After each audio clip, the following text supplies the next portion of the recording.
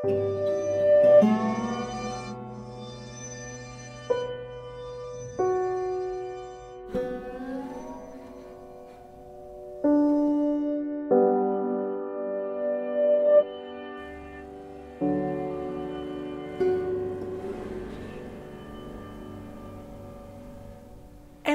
is connected.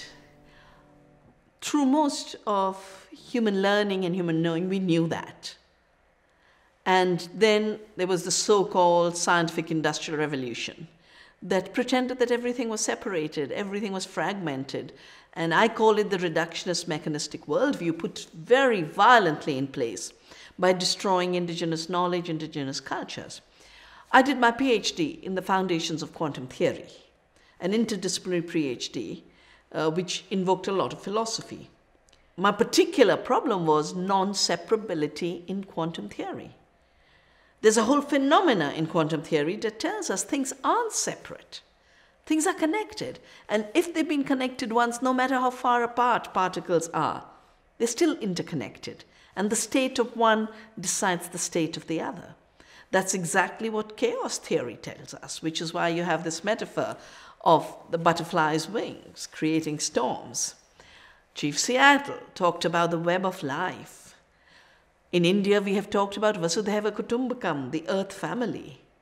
The real knowledge and the real science and the real holistic understanding that I was inspired by Einstein to search for recognizes this relationship between everything that apparently seems separate.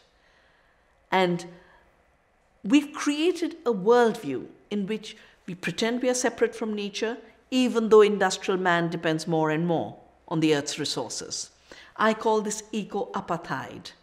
Like apartheid was separation on the basis of race. Eco-apartheid is this false illusion of a separation of humans from the earth. And we will not be able to save ourselves if we do not wake up to the connections that are. You know, as someone trained in quantum theory, I was compelled to look at the way we relate to the living world, the biological world, as I realized increasingly that life was being treated as a commodity. Other life forms were being treated as the creations of man and therefore patented, because you can only get a patent for something that has been invented. You can only get a patent for something that's been created by you. A machine can be created, but not a life form, not a seed, not a plant. And that is why I woke up to the need to think more deeply about our relationship to the living world and the natural world. And bioethics is that deeper thinking of how we can't be cruel to animals just because in a false economics it's efficient to torture them in factory farms.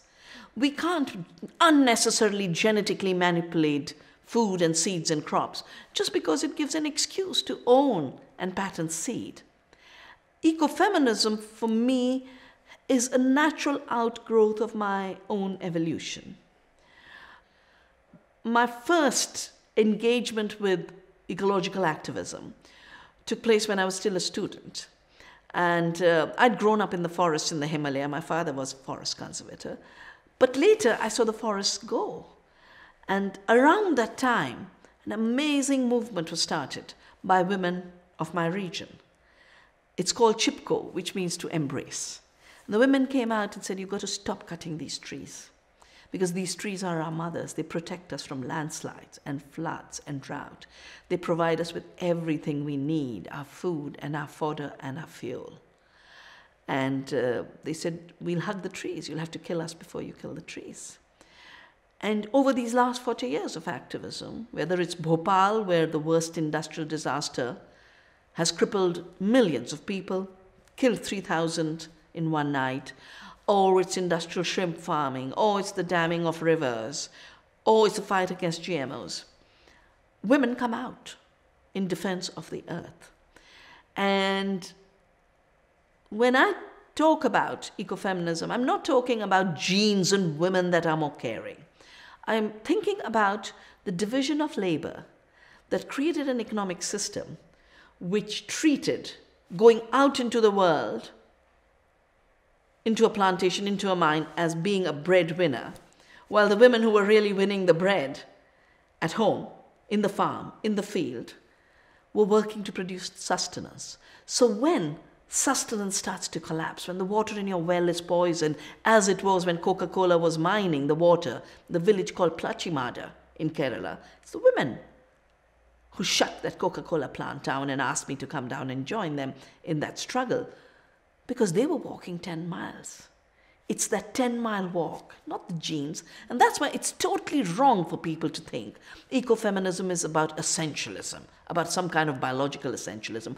It's about the politics of work. It's about the politics of who does what work. And it's about the recognition that nature's work in sustaining our lives and women's work in sustaining children, family, community is the real work we need. And we've got to replace the economy of greed and conquest with an economics of caring and sharing that women bring to the world.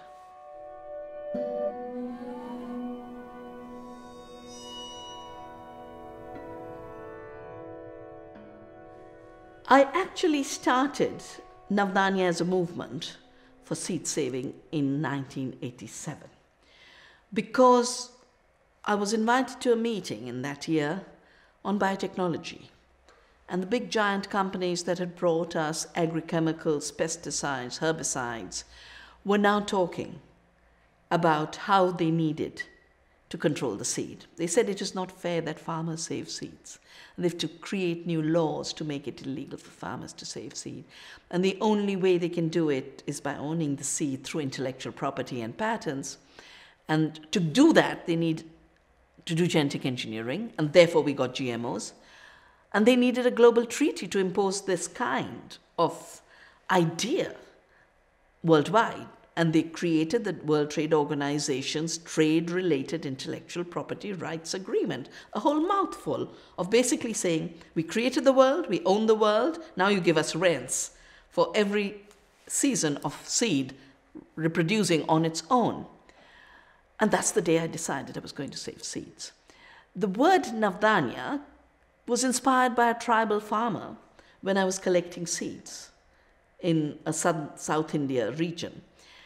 And Navdanya actually means 9 seeds, literally, but it can also mean the new gift, because Nav can mean 9, Nav can also mean new. Dan can mean gift, Dan can mean grain and seed. And when I saw him growing 9 crops in his field, he explained to me how the 9 seeds in the field are related to the 9 planets in the universe and are related to the balance in our bodies. And everything is connected. He says, that's why I grow 9 crops, because I'm doing my duty to cosmic harmony as well as the health of my family. I started to save seeds because the idea of seed being owned by a handful of corporations was so unacceptable to me, both because of the integrity of life. I've been protecting biodiversity for so long, and a bioethic says that all life has its intrinsic worth, all life is sentient, all life is subject. They're not objects for manipulation, but also because I could see the consequences this would have, having already looked at the so-called green revolution, which was bringing chemicals into farming with seeds manipulated for the chemicals. And it had left India, not with a peaceful Punjab, but with a very violent Punjab. It gave us the disaster of Bhopal. Today, these GMO seeds in India have led to such high costs, especially in the cotton area. 95% of the cotton is owned by one company, Monsanto, which collects royalties from farmers. That means farmers get into debt. And 270,000 Indian farmers have committed suicide. I call these seeds of suicide. And what we do in Navdanya is protect the seeds of freedom, the seeds of life, the seeds of hope. We've created 110 community seed banks, so seed is held in the commons. We have created a network of more than 650,000 farmers who are using local seed, doing organic farming, aware of what their seed sovereignty is about. And now we've launched a global campaign on seed freedom, which means both the freedom of the seed to evolve in diversity and the freedom of the farmers to have seed and not be criminalized for seed saving, and the freedom of the eater to be able to eat GMO-free food. Because seed slavery through patenting is not just the slavery of the farmer, it's the slavery of every ordinary citizen who has no choice anymore about eating safe, eating healthy, eating nutrition, and eating diversity.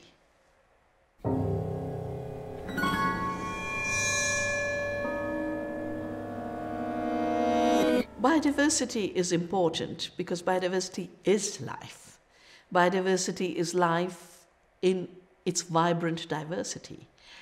Biodiversity is the web of life, not just pieces of Lego kept out there that you mix and fix like a little boy playing a game. Biodiversity is what creates the diverse relationships that allow us to have all the nutrient cycles, all the hydrological cycles, all the delicious foods, and wonderful tastes and flavors that the world gives us. But biodiversity is also very, very important because contrary to what we've been made to believe, biodiversity is actually the best means to provide for human needs. We've been made to believe that if human needs, for example, for food have to be provided, then we have to destroy biodiversity, create giant monocultures of rice and wheat and corn and soya, and this will feed the world. This is so false, because firstly, those monocultures are not of food, they are of commodities, and only 2% of the soya in America is being eaten by humans. Only about 8% of the corn is going into the human food chain. The rest is being used as biofuel or animal feed to torture animals. And our work in Navdanya over the last 25 years has shown that the more intensive your farm in terms of biodiversity, the more species you grow together, the more food and nutrition you produce. We've done a report called Health Per Acre, showing that if we worked on the principles of biodiversity in production rather than monocultures, we wouldn't have a single child hungry in India. In fact, we could feed 2 Indias with good, nutritious food.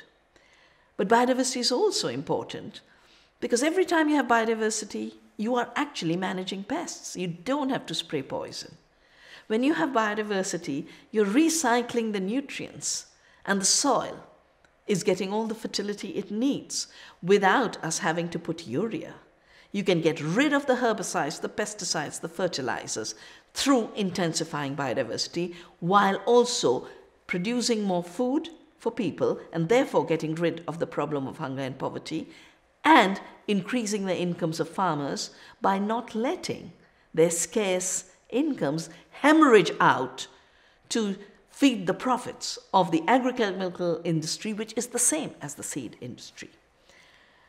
The phenomena called globalization, which very often is treated as if it was natural and a force of nature and inevitable, has been very consciously shaped in our times through the giant global corporations. But it's not the first time corporations exist. In India, we have the East India Company that came in and signed a free trade agreement with a declining Mughal empire, and it was called the Free Trade Treaty. So free trade is not new. It's always been a means of colonization and takeover. Globalization means a handful of economic players, 5 in seed, 5 in agribusiness and food, 5 in water, 5 in energy, 5 in media, 5 big giants start to take over all the production, consumption, communication systems of the world. When you have a local economy, the local economy thrives on biodiversity because in the local economy you have mutual give and take. And if I'm a weaver and you're a carpenter, then we exchange goods through that diversity of skills. Local economies thrive on diversity. Local economies are biodiversity-based economies and they're living economies. But globalized economies are economies of monocultures. In India, we drank hundreds of wonderful, delicious, healthy cold drinks. And now the younger generation is made to believe there's only Coca-Cola and Pepsi-Cola. We've had the most amazing, delicious foods. Tasty, according to every region, a whole different cuisine. And now it's as if McDonald's and Kentucky Fried Chicken must be the global diet. This monoculture of societies is a necessary counterpart of globalized corporations and their global reach. Monopolies and monocultures go hand in hand. Monopolized markets and the monoculture of the natural world and the monoculture of our cultural world is a consequence of globalization. That is why we must allow our local economies to thrive on the basis of diversity, because in any case, this globalized economic system that has created monocultures has thrown out a lot of species, pushed them to extinction, put our planet on a very, very delicate balance with all the climate catastrophes. And worse, it is treating 50% of the future generation as if they are disposable, as if they have no future, as if they are the lost generation, as some leaders in Europe are talking about Italy and Greece and Spain and Portugal. In any human society, no generation can be lost. We in India used to think in terms of the seventh generation. Act today so that the seventh generation to come can be better off. That seventh generation ethics must come back into our thinking. And the only way it can is if we realize that every species, every person, every community, every ecosystem must be thriving. That creation of abundance is a local living economy. And we'll have to create them because the other root of globalization is ecological and economic collapse.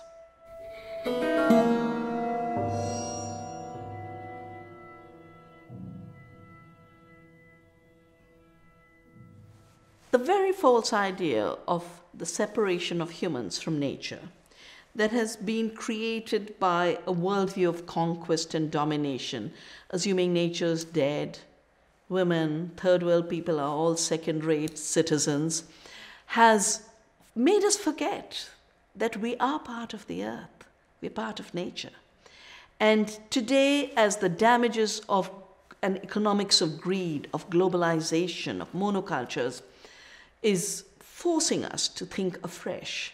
I keep thinking about the triple crisis we are in, the crisis of the economy, where economies are becoming suicidal. 1 million people are committing suicide these days, which is more than the number of people who die in wars and accidents and homicides. Why would we create an economy that is pushing people to end their very lives? The 270,000 Indian farm suicides are one example. Japan, Korea, Spain. Suicides become the result when you find a dead end and no chance of transformation and change. We're living in economies that are also creating democracies that are becoming dead democracies. No matter what people want, their leaders obey the instructions of giant corporations. It's as if they're captive to the corporations, and democracies got mutated from being of the people, by the people, for the people, into being of the corporations, by the corporations, for the corporations. And this end of democracy compels us to make a change in how we think of democracy. And then culture, which should be about values and identity and diversity, is all about who can I kill because he or she is not like me. Every immigrant is different, they are the enemy.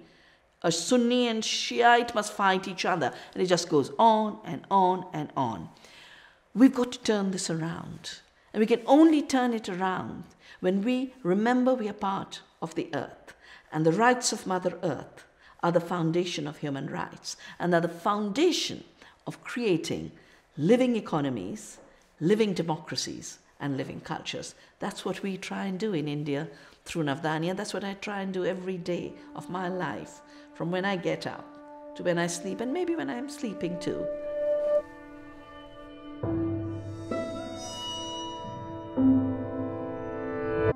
Whatever I do from a deep love for the earth and all her beings. a very, very deep love for those who are immediately around me, my son, my friends, our communities, but also a very deep love for life and all its gifts and bounties. And it's that love that replenishes me and recharges me to go on. I'm not doing a job for anybody. Nobody's paying me a salary this much, 9 to 5, and a bonus if you do a little more. No, this is about living. It is about the joy of living. And if that joy of living requires that those who are robbing the planet of its life, those who are robbing people of their lives, have to be resisted and questioned, I will do that too. That too is part of my resistance from love. And we've developed a very strange idea of energy, as if it's something out there that could come from a nuclear power plant. And thank goodness Germany has said no more nuclear. But sadly, India is saying more and more nuclear. Or a coal-fired power plant, or a gas-fired power plant. No, the energy of this world is called Shakti. It's pervasive, it's there, constantly recharging, constantly renewable.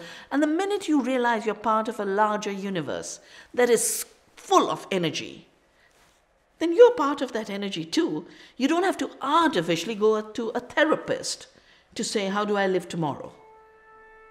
You are part of an energy that is the celebration of life.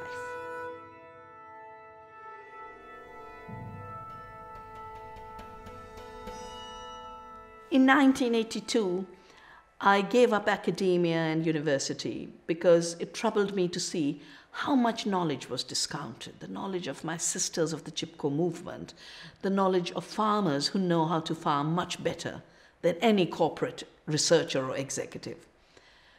And then in 1987, when I realized the corporations wanted to own the seed, and I started Navdanya, that time I had two simple aspects of a vision for the future, that everyone's knowledge should count, especially that of the women and the peasant, and that all life should be free, all seeds should be liberated. And I will continue to work till every seed is liberated, till every human being is recognized as equal, but different, no matter what their race, no matter what their class, no matter what their gender, no matter what their religion. That amazing intelligence and creativity, of which we all have potential, to unleash that and have it recognized at the level of non-human beings and human beings. That's my vision. And I think the fact that we have managed to bring organic farming center stage, a very achievable vision is an India that is fully organic, a Himalaya that is fully organic, a world that is fully organic. And the word organic just means interconnected, living through interconnection. And I think through the organic movement, through local food systems, through biodiversity in our agriculture, through a garden everywhere, in schools, in our homes, and every farmer respected as a gardener, not as a waste of history to be forced to disappear. Every seed free, every garden thriving. That's my vision.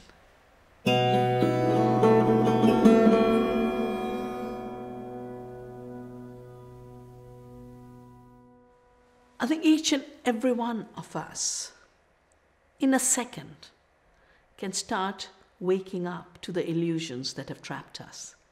Start liberating ourselves from all the deadwood of colonization of our minds, whether it be the colonization that makes women think they are not equal, or that makes a young person who's unemployed feel there's no place for me in this society. You can just change your mindset and say, I have meaning, I can make a contribution, and I will find out what I can do to make a difference. And through doing that, I will find a place for myself in the society. Each of us eats once, twice, thrice a day. All of us are eaters. Not all of us might be farmers, but we are eaters. As eaters, we owe it to ourselves to take care of our health and eat consciously. The only conscious food available today is when you know what the farmer is growing. That means local. That means organic, because who would poison themselves intentionally? It means being aware of the links between your food and the farmer who grew it, and to choose to throw your weight behind the farmer who cares. It also means recognizing that the web of life is a food web, and therefore when you take care of your eating, your health through food, you're taking care of the landscape, you're taking care of the farmer, you're taking care of the planet. Everything is connected.